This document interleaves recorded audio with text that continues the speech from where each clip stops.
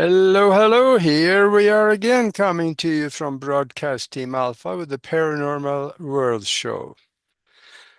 And we are coming to you from 44 different platforms around the world, and we're getting a good reach. And we are on a lot of different one of them, and we are also transmitting on Conscious Awakening Network. You got to go over there and have a look at those people because they got close to 50 different shows over there and a lot of good, interesting stuff that both you and me need to know about. And I highly recommend it. I have spent some time there and I enjoyed myself. And of course, my name is Aage and I'm the host tonight. And we're going to talk a little bit about a feel-good story that I have experienced. And also I wanna I wanna talk a little bit about something that we should think about, and that is how we treat animals. Because I'm gonna talk about when I lived in Minneapolis. My wife and I at the time we had a mountain lion for a pet. And just the other day, I put a picture of us, both the cat and me and my wife at the time. I put it on Facebook, and there was an awful lot of interest in that picture, and probably close to 200 different thumbs up and hearts and stuff, and a lot of questions about the cat. So I figured I would do a video on it because there's a backstory to it, a very, very nice backstory. There's a lot of fun stuff in it. And yeah, a mountain lion or a cougar is not very common to have for a pet. But there is a little story to how we ended up with it because many of you know that me and a partner, we had a flight school and an international air taxi that became an air carrier in Minneapolis. And I did a lot of teaching flying up there. And there was one man that came out one time and he wanted to learn how to fly. And we set out to teach him how to fly. I didn't do most of flying with him. I think one of the other instructors did that, but I did check rides and stuff like that. So I did get to fly with him, and he had a business where he had exotic animals, cougars, tigers, black panthers. Actually, only one of those. And the business was called Cougars Unlimited. And a really fun guy because he brought some of the animals up to the fly school, and some of them were just kittens, and everybody loved those animals. Now he had a business that he went around to schools and showed off the animals to universities and so on, and it was fairly lucrative business for him. In fact, I there was I think he was pretty close to finishing up his private pilot license. And he asked me if I wanted to take care of one of his kittens. And I found out it was a cougar kitten. And I said, sure, we'll watch it for a while. And he was probably about that long when we got him, just a little kitten. And and he told us how to feed the cat and what she needed to, and so on. And it was it was quite interesting to have the cat. And we kept it at home at the house. But I also brought the cat out to the airport, to the flight school once in a while. And the customers and the students out there, and they loved that kitten. They just enjoyed it so much. And I kept the cat at home because we had a lot of room. We had 3 floors, and the cat pretty much owned the place. She was all over the place, and I remember one time when she had grown up a little bit. It reached probably pretty close to my knee height, and I was out at the airport, and I was standing by the gas pumps, and some on the line crew was refilling an airplane, and I was standing there with a cat on a leash, and somebody hollered at the door that I had a phone call. Hurry up, somebody want to talk to you. So I tied the cat to the fence next to the gas pumps, and I ran inside, and I was on the phone, and it took a while. And then we got another phone call from another flight school that there was one of the I think it was one of the owners, or 2 owners down there, and he said, "Come and get your cat." And he said, the cat's on the ramp. You better come and get her. So I ran down there, and the cat was sitting next to an airplane that was being refueled, and the guy that was refueling it was standing on top of the wing. There's a high wing airplane. He was standing up there looking down at the cat, and the cat was sitting there looking up at him, and it's just, she wanted attention, and of course he didn't know that. So yeah, that would be a little alarming to find out that when you were standing on the ladder refueling a high wing airplane, and you look down and there's a cougar sitting next to the ladder. I can understand why he got on top of the airplane really fast.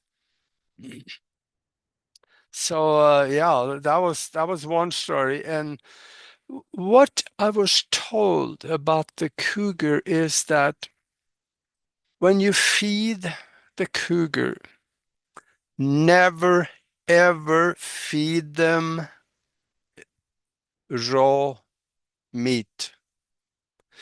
As soon as they taste raw blood, something snaps in their head, and the hunting instinct is activated. And we never did. He, uh, he told us that if you feed her raw blood and she tastes it once, you can never really trust her again. And I understood. So we always boiled the meat that we gave her. And the thing about a cougar also, when they grow up as a kitten, you feed them, several times a day until they get a little bigger and older. Then you only feed them every other day, because in the wild, they don't necessarily kill something every day. So they may go 2 or 3 days between each time they eat. So that's their system is designed for that. So when we fed them, let's say on a Monday, they they eat until they quit. Usually what we did was hamburger. And and then feed them on Monday, we don't feed them until Wednesday again. On Tuesday, they get nothing. And we got used to that, so that worked all right. And I also used to take the cat for walks in the neighborhood. And neighbors got used to it. They understood that it was a pet cougar. And when she was, especially when she was little cat, she loved kids. She loved to play with kids. They, the funny part, they were hanging on to her tail, and she was running between the room, and they were bouncing off the walls. It was a blast seeing the kids playing with the cougar. And the the parents, or some parents, got a little leery about that. So they came over and watched sometime. And they got to pet the cat, and things was okay. And when I took her for walks sometime in the neighborhood, then it raised some eyebrows sometimes. And but that was okay. Nobody really had a problem when she was really small. And the thing about it is that she never growled at anybody. She never bit anybody. She, I think it had something to do with when you raise even a wild animal, they never lose their wild instinct, but it's not necessarily activated if you raise them with love. And she was really raised by love. She slept in our bed with us, and she was all over the place in the house, just everywhere we were loving on her. She was just a wonderful house cat. And I took her flying a few times. And I was sitting in the left seat, of course, flying the airplane, and the cat was sitting there right where the co-pilot would be, and sitting there looking out the window, just studying whatever she thought it was. And she really enjoyed that. Not necessarily if there was much turbulence. I think I took her flying 3 or 4 times. And there were one time that there was some turbulence, and she got it down from the seat, got on the floor, up towards the rudder pedals. And that was a little alarming because if she blocked one of those rudder pedals, then I could have little challenges controlling the airplane. So I remember getting back. And we had, yeah,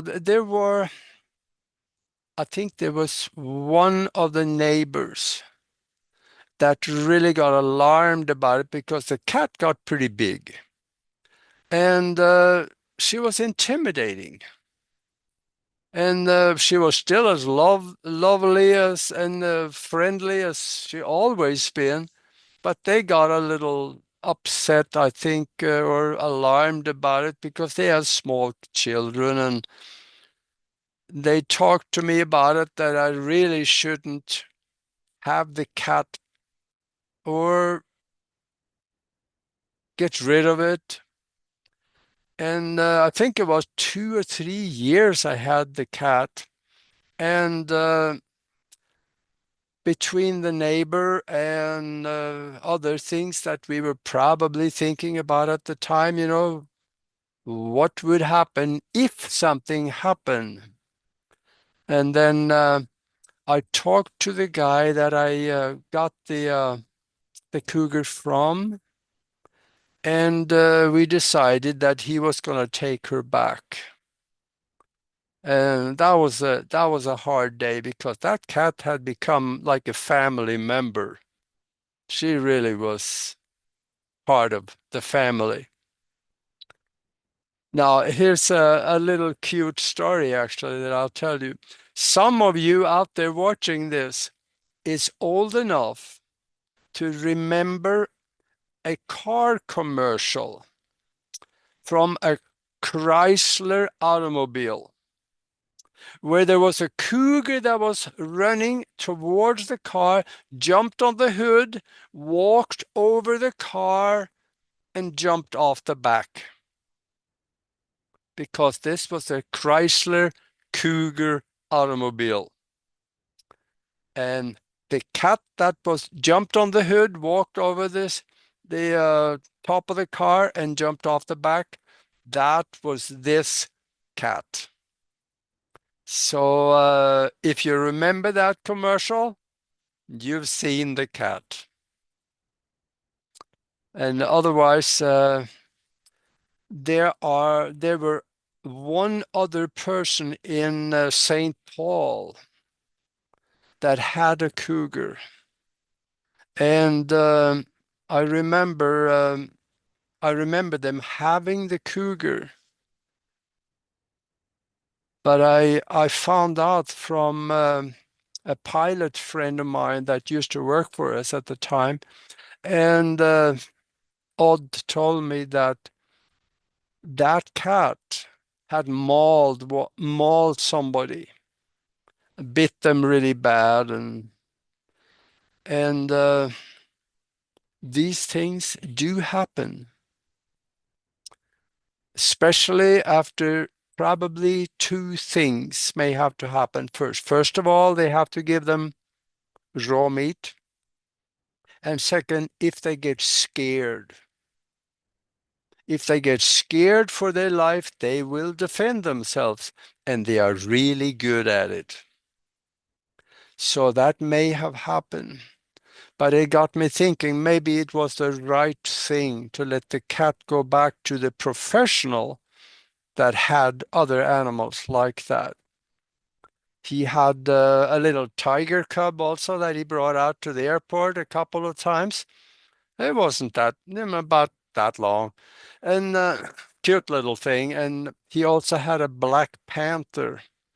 In fact, I flew him out to Denver to pick up that black panther kitten from the zoo out there. The kitten was about that long when he got it, just born. And he got a hold of that black panther and brought it back, and that became a nice cat too. So these things are really interesting to think back on because it was a lot of fun. And now I got two cats in the house. Now these are house cats. They're just, regular cats. But ever so often I think about the cougar and I kind of miss her. She was really, really nice. So for those of you that wanted the backstory on the pictures that I put on Facebook, you can go there and look at it, or the pictures here. So that's what it looks like. And that's the end of this story. So if you like what you heard, please subscribe. That'll help us a lot. And until next time, be good to each other.